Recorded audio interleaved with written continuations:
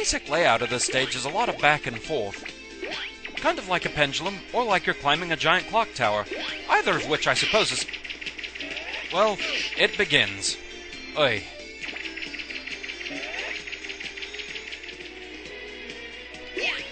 Ow! Bugger! Annoying thing. That was a bad jump. And that was resetting the stage. No.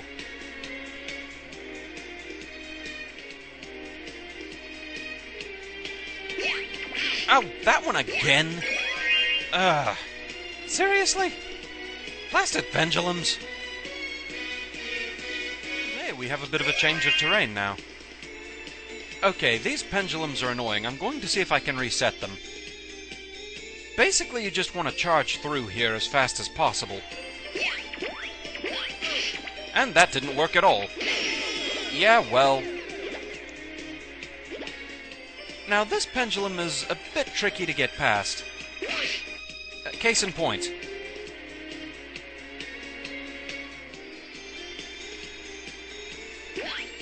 Oh, bugger! You are a pest! There we go. That's probably the most nerve-wracking part of this stage.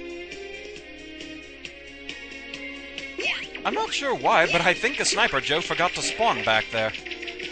Unfortunately, no shooting this shield attacker through the wall here.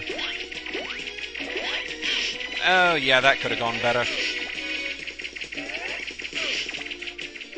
There are two pendulums coming up in tandem that can be rather tricky to get past.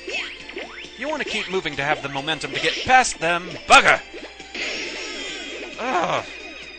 Darn those things! Now here you want to keep moving, because there are two pendulums, one right after the other, coming up, and you need to be quick to get safely past both of them. Oi. Freaking pendulums! But other than that, it's mainly just getting close to him when he uses time slow, and making sure to jump over him so that he won't corner you. And not landing on his head. Bugger!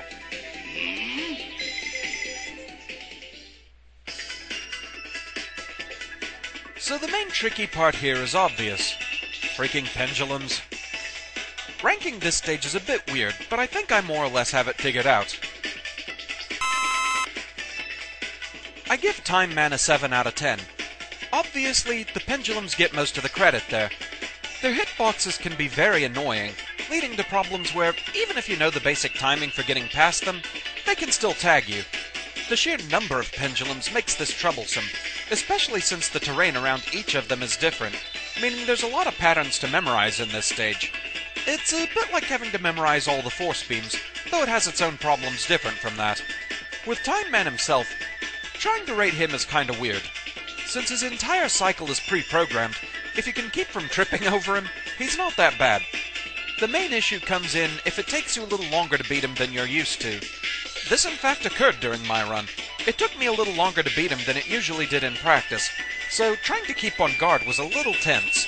Still, Time Man himself isn't that bad. That's the only way he can surprise you.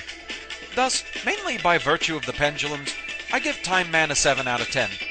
One of those like Ringmen where the stage was more trouble than the boss. But at least, we're done.